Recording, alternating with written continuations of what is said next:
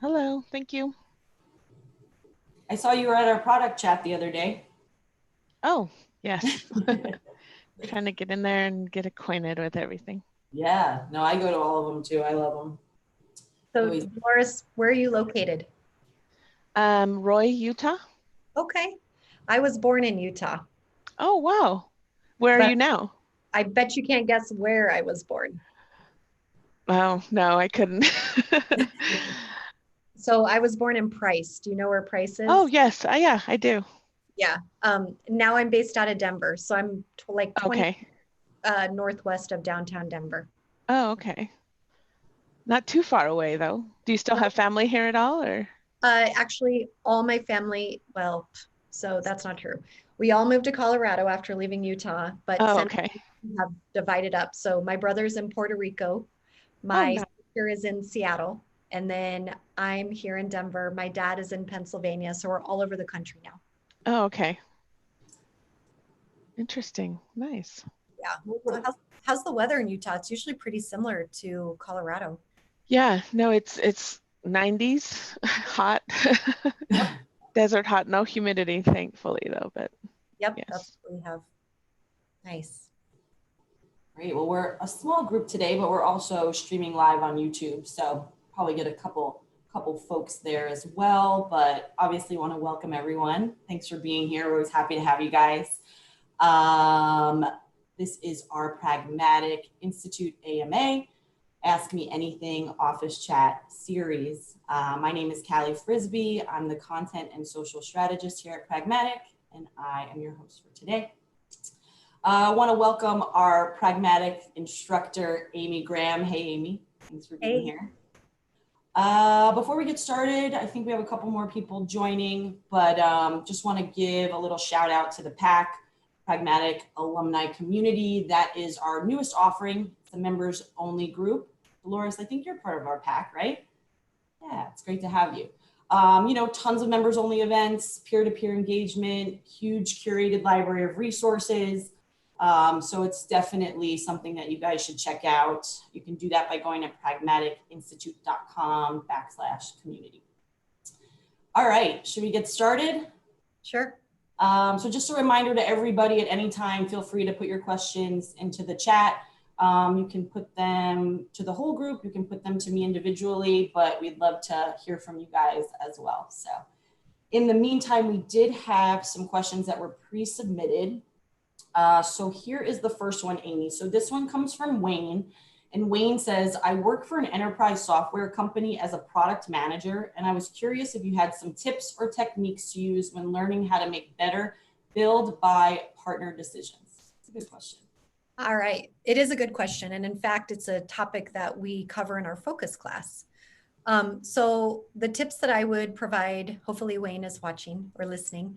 Um, in general, we say when it comes to making that decision, always buy the basic technologies. So I'll give you a couple of examples. If you're in the software space, a basic technology would be something like SSO or single sign-on. If that's not what your company makes, if that's not what you produce, then just go buy that. In the hardware world, something like ports or processors, basic technology, go buy it. If you're in services, something like a CRM, a customer relationship management tool, would be something you would buy off the shelf and implement rather than try to build it yourself.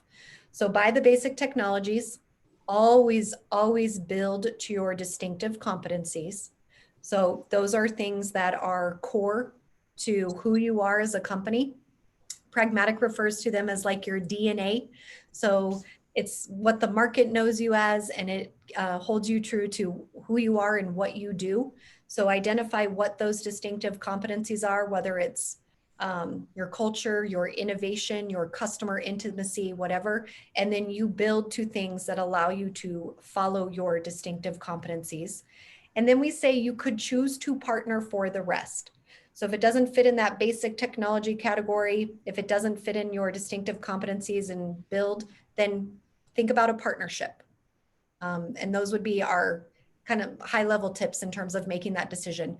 There's also a tool available in the Alumni Resource Center or in the PAC that can really sort of walk you through those steps in terms of if you choose to partner, what are some things you need to think about that can maybe help you make that decision more methodically and put some stuff down on paper. Great. Yeah, Wayne, hopefully that's helpful for you. This next one comes from Ross Zimmerman. Ross is looking to make a career shift and trying to make the decision whether to pursue a product marketing role versus a product management role. In his research, he's found that several of the duties kind of overlap, especially in the startup environment. Sounds like that's kind of where he's going with it. Can you give him some main differentiation factors that can help him clarify each role? Sure. So first off, I would just acknowledge, I think Ross is spot on. In a small startup or a small company, or even frankly, a bigger company that maybe has limited resources, it is very likely that roles between product managers and product marketing managers would overlap.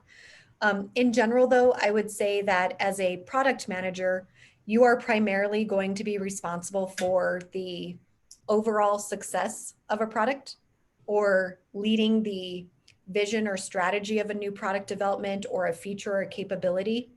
On the product marketing side of the house, a main responsibility is to create that story around the product or the feature or the capability and then go tell it.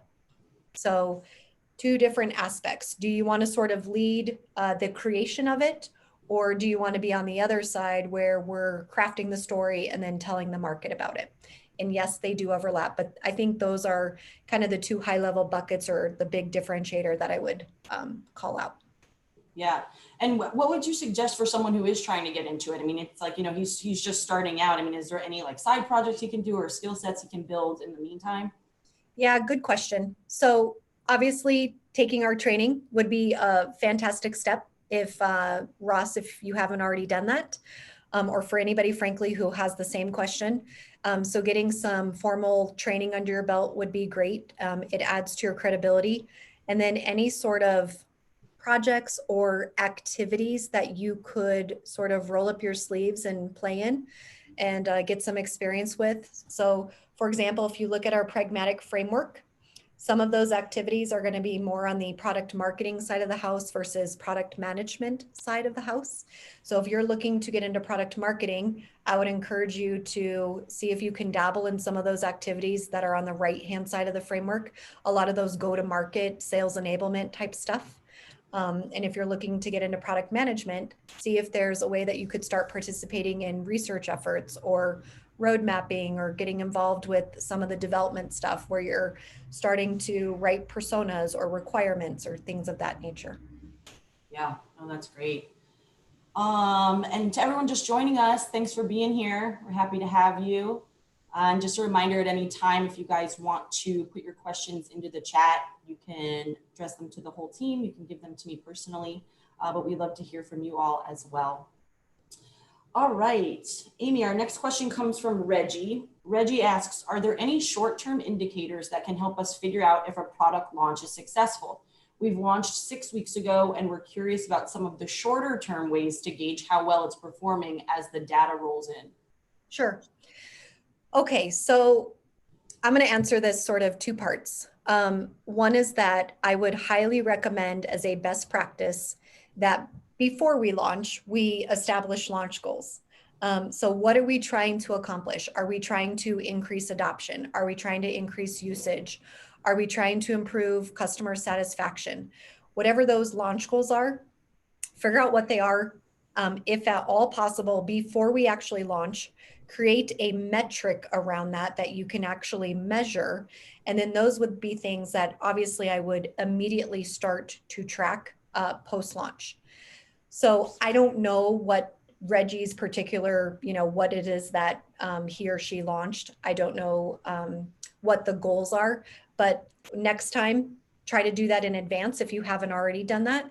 And then outside of that, at a high level, we do talk about some leading indicators in our focus class that you can watch fairly immediately after something goes to production and is out in there in the market. So for example, things like product quality. So looking at your customer sat scores, looking at return rates, anything that would give you an indication of quality issues. Another indicator or metric to look at would be customer support. So diving in and seeing what's happening on that side. What are our SAT scores? What's our net promoter? Looking at your customer support tickets and doing some analysis on those. How many criticals do you have? What's your time from open to resolution? You can look at things like your marketing programs. So those can be an indicator of how something's going. And maybe there's nothing wrong with your feature or your product, but maybe something's happening on the marketing side. And so you want to look at metrics like awareness to lead, right? Or click-through rates, anything in that realm. You can also look at your sales productivity. So at a high level, that would be an indicator or a leading metric we would encourage you to track. And looking at things like your win rate or your lead to close ratio. So those can be pretty fairly immediate, like I said, and pretty good indicators of things like profit leaks, or if profitability is trending in the wrong direction, and really trying to identify what's going on and make sure that we can take care of the health of the product. Great. Yeah, and ALV's with us. They had some great, some input. They tiered it out for us: tier 1, tier 2, tier 3 metrics, lead gen to closure rates. So yep, that's great as well. Okay, so our next question comes from Deirdre. Deirdre asks, how often should a company be launching new features? Are there any rules of thumb or best practices? We're a startup, and I sway back and forth from embracing our ambition, but worrying about doing too much too quickly. Yeah, so excellent question. Let me just start by saying I wish there was a rule of thumb or best practices. What I would tell Deirdre or anybody else who has that same question or struggle is listen to your market. What is your market saying? If you're delivering a product, or if you have a product out in the market that somebody uses once a month in their job or in their life, if it's a consumer product, if they're only using it on a limited basis and we're doing releases constantly, that might be very disruptive. If we have a product out in the market that has high utilization, somebody uses it 10 times a day, doing frequent updates may not be as disruptive. But really, really do your homework, do your due diligence to stay in touch with that, keep a good finger on the pulse of what's acceptable and what is your market tolerating. Are they keeping up with your releases? Have they read your release notes? Are you, overwhelming them? Is it great and they're asking for more and they're begging you for, when is the next release coming? So for me personally, I think that's exactly what I would do, is just pay attention and let the market sort of drive the frequency of that. Yeah, especially giving those real world examples, it's certainly helpful in clarifying. Great. So let's see. Next we have, this one is about open questions. So this person says, I've heard a lot about open questions and how they can help give true insights from your clients without leading them to an answer. Can you talk a little bit about them as a whole and maybe give some examples of strong questions I can use when using this technique? Yeah, so we actually teach open-ended high gain questions in our foundations course. So for anybody who's attended that course, probably is familiar. And the reason we do that is a closed-ended question can be answered with a yes or a no. And that's not going to give you a lot of data. If you can ask an open-ended question, it cannot be answered with a yes or a no. So if I were to ask Callie, what color is your, or actually, let me start with the closed-ended. So if I said, hey, Callie, is your shirt red? She's going to tell me no. That's not really productive. I don't get a lot of information. So instead I could say, Callie, what color is your shirt? That would be an example of an open-ended, but it's still relatively low gain. And Callie would say gray. It kind of looks gray or blue or something like that. Okay, so I didn't get a yes or a no, but let's try an open-ended high gain. So that would be something like, hey, Callie, when you got up this morning and you got dressed, why did you pick that shirt? And maybe she tells me that it was the only one clean. And then I can dig in a little bit and I find out that she only does laundry every 2 weeks, or maybe she's been gone for 2 weeks. She was on vacation. Or maybe Callie says, well, it was at the top of my suitcase. Oh, interesting. You have a suitcase. Did you travel? Where did you travel from? when you ask open-ended, high-gain questions, you can gain a lot of information in a very short period of time. They are much more productive than closed-ended questions. So we just need to be conscious of this as we're constructing them. And then in terms of like recommended questions, you know, it really depends on what you're after, what you're trying to do research on. If you're doing some general discovery out in your market and you're just trying to uncover, you know, some general perceptions or try to uncover new problems or whatnot, you know, in class, we recommend a couple of questions that happen to align with the first 4 boxes of the pragmatic framework, which is kind of cool. So for example, one question is, what prevents you from succeeding? You know, what problems do they have on the job or in their life, depending on the types of products you're building? Some people say what keeps you up at night, however you want to phrase that. It directly links to the market problems box. It's an open-ended question. They cannot answer that with a yes or a no. Another example would be, so you could say, how do you make your buying decisions? Let's say you're doing research on your buyers. You're really trying to dig in. You're trying to update your buyer personas or your buyer's journey or your buyer's experience. How do you make your buying decisions? When you go shopping, what's that trigger event? Why did you shop? And you're really going to pull some good information out of them, which directly links to why are we winning business? Why are we losing business? What's happening in the mind of the buyer?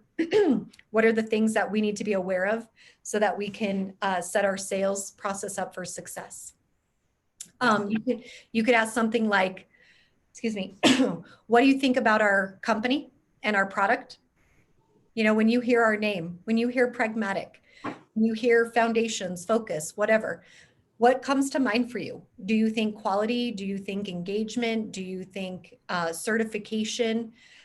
So that question is an open-ended question that will give you some information that can really dive in and speak to your distinctive competencies. How does the market know you?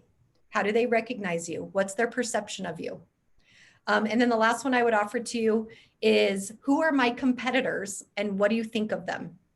Is always a great question, because sometimes we make the mistake of assuming we know who our competitors are in the market. And when we ask our customers or people out in the market, they'll say somebody we didn't have on our radar. So that can be pretty enlightening. And we can find out that there's somebody we need to be keeping track of that we historically haven't been. Yeah. Hopefully that helps. Those are some great, those very rich examples. So hopefully that was from Michael. So Michael, hopefully that helps. Let's see, what do we have next? So here we have, I am a new product manager, and have gone through some of your courses. They shout out to Steve Gaylor. Hey, Steve, shout out. Took price with them. I was recently given the task of crafting a new product team. They have a total of 3 hires, so it'll be making them a team of 4. And they're curious what makes up a good, solid product team, what good, solid product people, and what are other skills that I should be looking for in others?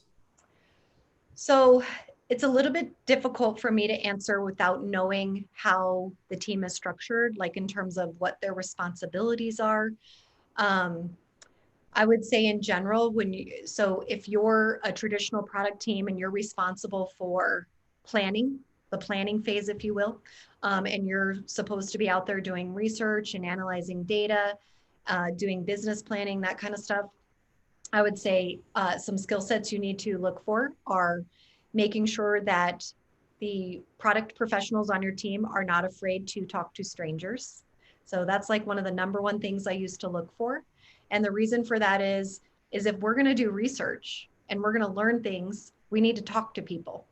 We need to go to conferences. We need to go to industry events. We need to be willing to pick up the phone and interview somebody, to go, ask permission to perform observation.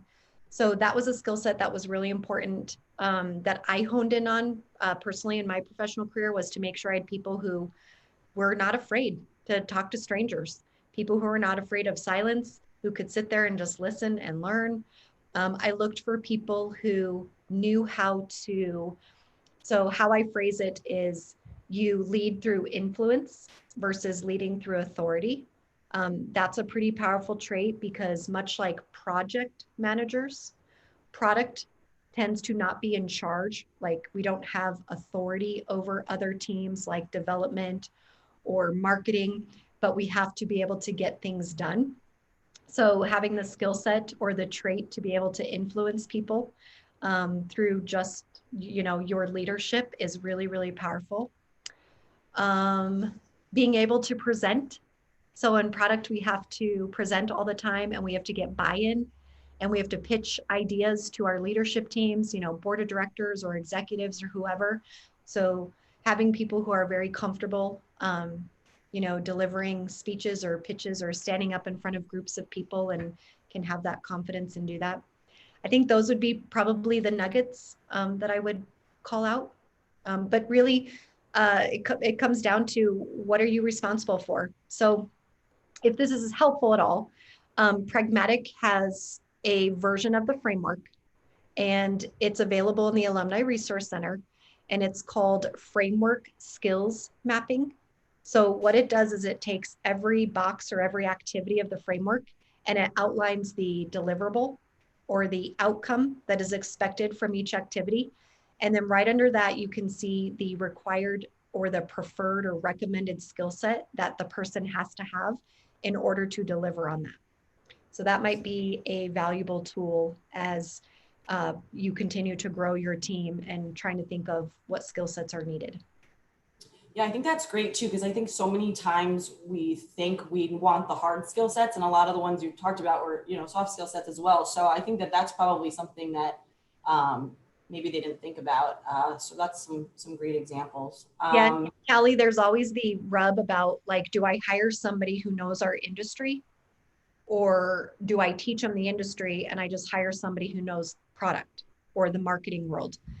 I personally would hire somebody who has those sort of softer, like knows the product space, is comfortable with that. And then you can always teach them your industry. You can teach them, the world of financial services or whatever your products are. That tends to be easier than teaching somebody how to lead through influence versus authority, for example. Yeah. I think Dolores had a question. I saw your hand up. Yeah, I didn't, sorry to interrupt. I just didn't want it to get too far away because my question that I was waiting to ask kind of has to do with this and a little bit of the question in the beginning. So I know during the courses that I've taken, the instructor has kind of stayed away from like titles, right, in organizations. But is there something, and I know that that document was just linked in the chat, so I haven't clicked on it yet, but similar to that skill set, is there something that outlines kind of roles? Because my situation is the company that I work for currently, like we don't have a product management team, but we're about to go through this restructure where we're going to create one by the end of third quarter. So I guess what I want to kind of take the initiative or at least try to work ahead is kind of identifying what roles we need to fill or what roles need to be filled in order to have this type of team in place and that nature. So is there something that maybe not titles per se, but roles that I can build titles from or positions from that you guys recommend? Yeah, so Dolores, that's a great question. Unfortunately, we don't have a particular tool that would do just that. One thing we do offer is a full day lab and it's called Roles and Responsibilities. So we come on site or we do it virtually and we facilitate that entire conversation where we can literally dive in. Okay, here's your organization. Here's the pragmatic framework. Give us a sense of how you're currently structured. How do you envision being structured in the future? And then based on skill sets required and all those things I just mentioned, we can help sort of consult and facilitate that. Unfortunately, titles, as you mentioned, are all over the board. In fact, one of our surveys reported back over 300 different titles in the product space. And a lot of it depends on what sort of products you're developing or what development methodology you're using. So are you following waterfall? Are you doing some form of agile and you've got product owners and product managers? And then it's a lot. So it's just, it depends, unfortunately. Yeah, and I feel like we're starting from scratch. Like we're just transitioning to Agile here in the next couple months. Like our company's smaller, so we didn't have these, the framework in place, but we realize how beneficial it is to have it set up this way. So we're trying to, I guess, move towards that restructure. We're just, we haven't functioned that way in the years that we've been in business, and we're just trying to get to that point now. So yeah, I'll definitely look into that with the leadership team and stuff. If it makes you feel any better, for whatever it's worth, I would not stress too much about the exact title. What I always said is it's more important that we have the right people with the right. And I just want to make sure, that we have, because as I'm going through those courses, like there's so much that, you guys recommend. It's so great. Like I'm learning a ton, but I look to my current situation and, we don't have that. How do I get that implemented? Like there's so much that needs to be implemented. And so I guess my thought is just wanting to make sure that when we go to transition, that we have these, that we're aware that, even when we did the gap analysis in the very first class that I took, like I had so many question marks on my little exercise that I did, because some of the stuff I know we're not doing, and then some of the stuff, the few stuff that I could check off, I wasn't sure who was doing it. So I listed a couple different areas with question marks still. So I just wanted to make sure that, we get some type of a framework of what, to be a decent functioning product management team, that we have, roles. Yep, where you're at right now is perfectly normal. Okay. It's very common. It's perfectly normal. And seriously, think about that roles and responsibility workshop. Maybe that. I jotted it down. I'll look into it. Awesome. Thank you. I mean, I know that you're a member of the pack as well. I mean, maybe it's worth, I know implementation's on a lot of people's minds. So maybe you want to, do a discussion post on there and just kind of see what pops up, what other people, how they started, and, the things that worked and maybe didn't work, right? Yeah, I've been poking around in conversations. So yeah, I will definitely use that as a resource. Thank you. Put that out there as like an open question, and just say, hey, if here are the buckets of activities, and who do you have doing this? What role do you have owning it? And see if you can get a sense of, I'm guessing you're going to get a variety, which is exactly why we hesitate to prescribe that, because it's sort right. of Yeah, depending that would be really helpful for you. Yeah, thank you. Great. So here's one about build, Amy. This person asked, how do you decide when it's not worth the build? I always find people vying for why we should build a product or feature, but what factors should we be paying attention to when weighing that decision? AKA, how do you know when to hold them and when to fold them? That is like $1 million question, right? So let me figure out how to answer this in a succinct way. We actually talk about this very thing throughout our courses, particularly the foundations and focus class. So I would encourage anyone in this situation to have some sort of process. So I'm a big process geek, and I think it comes down to when you're capturing or you're collecting all of these problems and you're getting new feature ideas and capabilities and new product ideas, we need to have a way to vet these things, and it needs to be consistent. And so that's the first thing. Secondly, how do we know if it's something we should actually go build, or if we should just, table it or kill it, if you will? Well, we talk about a couple of things. How does it align with your strategy? In order to answer that question, you have to have a strategy. So there's definitely a predecessor or a dependency on that. Think about your competitive landscape. Before you run off to build a feature, think about, if you do this and you take this feature to market, who else is doing this? Is it already highly competitive? Is everybody doing it? Does it give you feature parity and you need to do it? Would you be the first to market with it? And maybe you want to capitalize on that. What does that landscape look like? You want to think about things like, what does the investment look like, just at a high level? Because we're in the initial stages of evaluating if we should build this or not. So a good way to think about that, or to make that assessment, is to compare. So think about something that your company has already delivered on that was super low. It didn't cost a ton. It didn't take a ton of time. It didn't consume a bunch of resources. How does this thing compare to that? And then pick something that was like medium, something that was high. So you're looking at your strategic alignment, your competitive landscape, your investment, and then the biggest one that will really truly hold you accountable for this market-driven approach is, what is the impact to your market? We want you building features and capabilities and products that solve problems in the market. So does this have an impact? Will it change somebody's job or their life? Is it on the really low end where people are like, it's not really that big of a deal? Or are they like, yes, this is revolutionary. This would be incredible. So gauge that impact. And then by looking at, sort of those 4 high level criterias, that should give you a pretty good sense of, is this something we want to move forward? We also talk about fundamentally, not everything is worth solving. You're going to hear a ton of stuff from your customers. Sales is going to be constantly in your ear saying, we need to build this feature, or let's go do this, or let's add this capability. So how do we know if it's worth solving? Is there urgency around it? Is the market screaming for a solution to this problem? Are they pounding the table saying, yes, like we need to solve this? Or is it like, meh, not a big deal? What about the pervasiveness? How many people? Is it 2 people? Is it 500? Is it thousands? Is it 100% of your market? And then the other one is willingness to pay. If nobody is willing to pay for that, why would we invest the money to build it and take it to market? And if willingness to pay doesn't resonate, if that's not applicable because there's no exchange of money, we don't monetize it, then what you would want to think about is usage or adoption. Are people willing to adopt this thing? Would they use it? If nobody's going to adopt it and use it, why would we spend the time building it? Yeah. So hopefully that helps in terms of, some specific things that you can look at to evaluate and make that decision. That's great. So I just want to give a reminder to everyone, we have Amy for about 15 more minutes. So don't be shy, put those questions in the chat if you have them. Feel free to raise your hand, but we definitely want to hear from you. Dolores, here's one on Agile.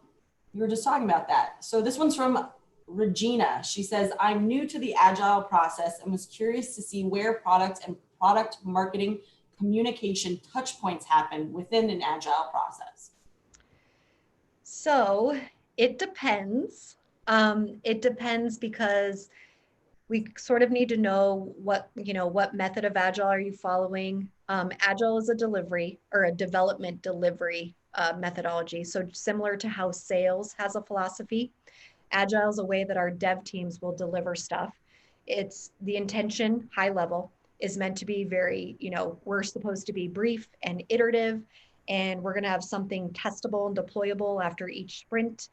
Now, are you practicing SAFe? Are you practicing Scrum? Are you practicing Kanban? Like what exactly you're doing will definitely affect or determine what role product managers or a product marketing person might play, or if you have a product owner. So that one's a little bit tough to answer. But I would say, if you're on the product side, we are responsible for the planning stage or that phase. So we capture the data, we study the market, we analyze it, we start to formulate our hypothesis, we work on validation, we start to really articulate what is the problem we are trying to solve, who are we solving it for, and why does anybody care? And then as we decide or make decisions to move something, then it moves into that development stage or that build phase, if you will, where then Agile is going to be used as a method to deliver on that. So maybe we continue to participate. We're part of the ART trains, the Agile release trains.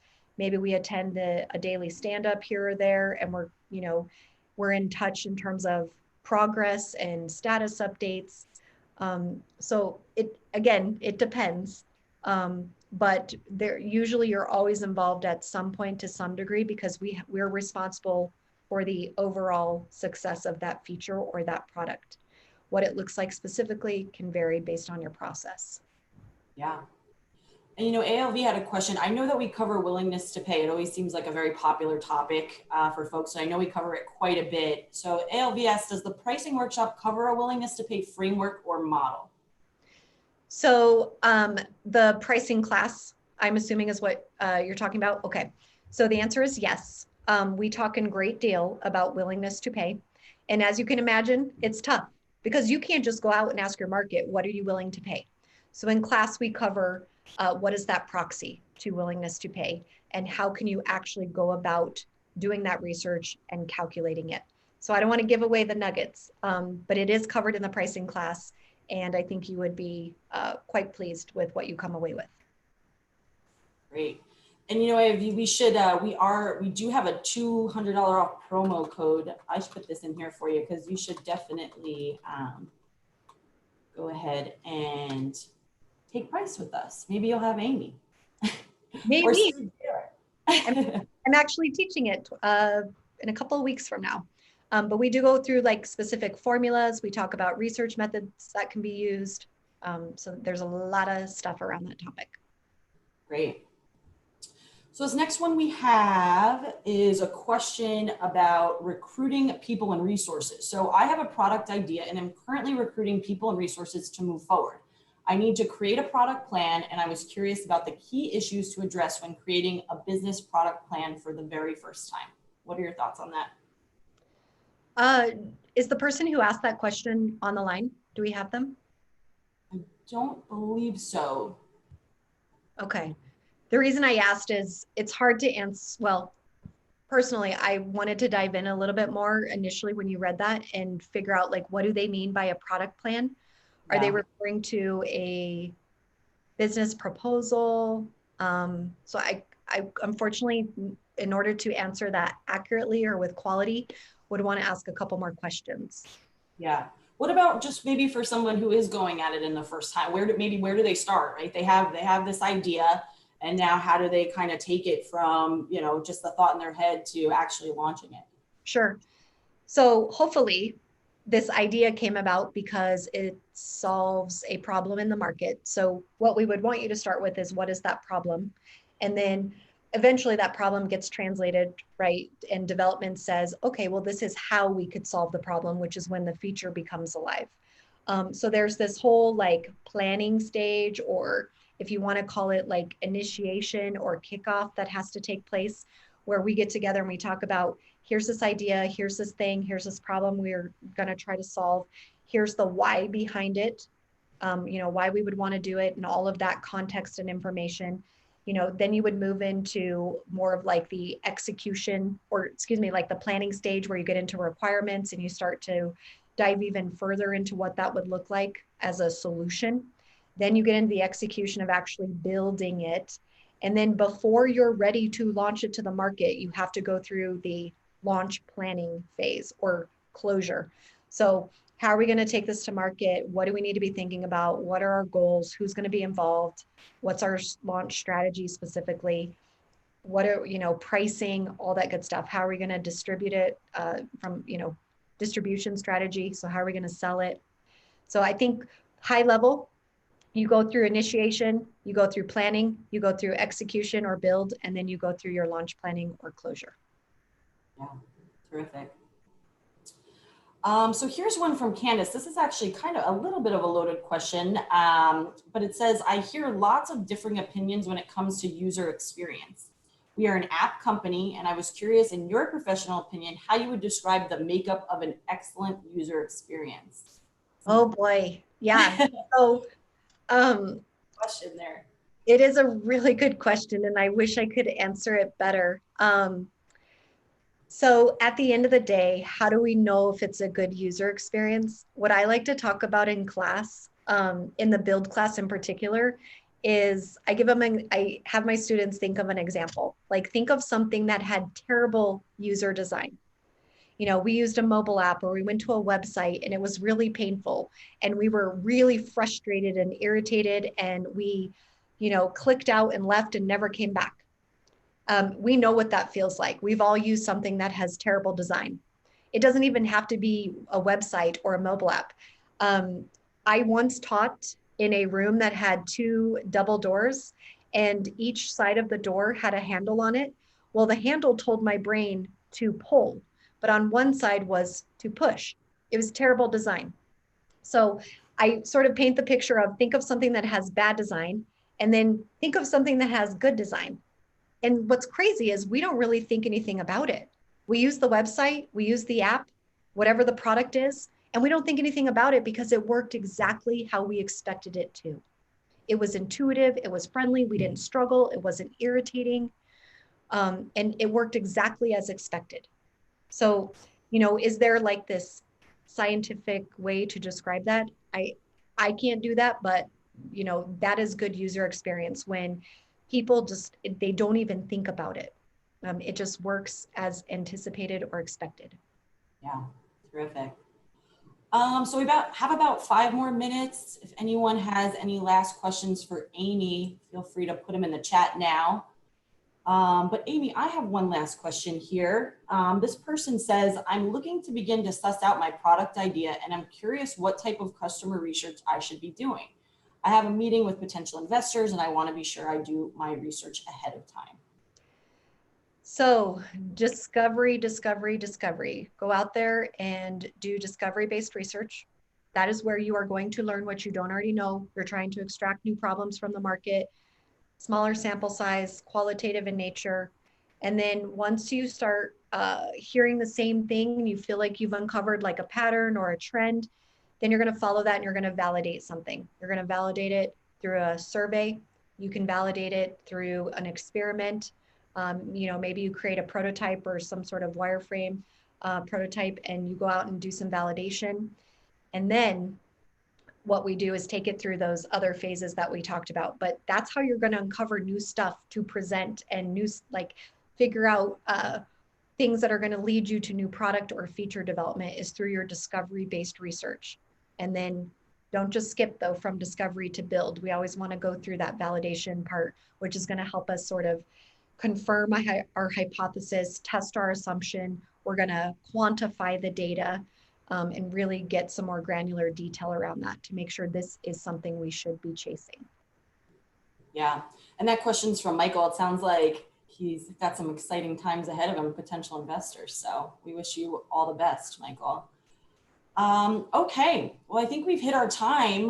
Want to pause for any last questions? Feel free to post those. But Amy, thank you so much for being with us. You're welcome. My pleasure.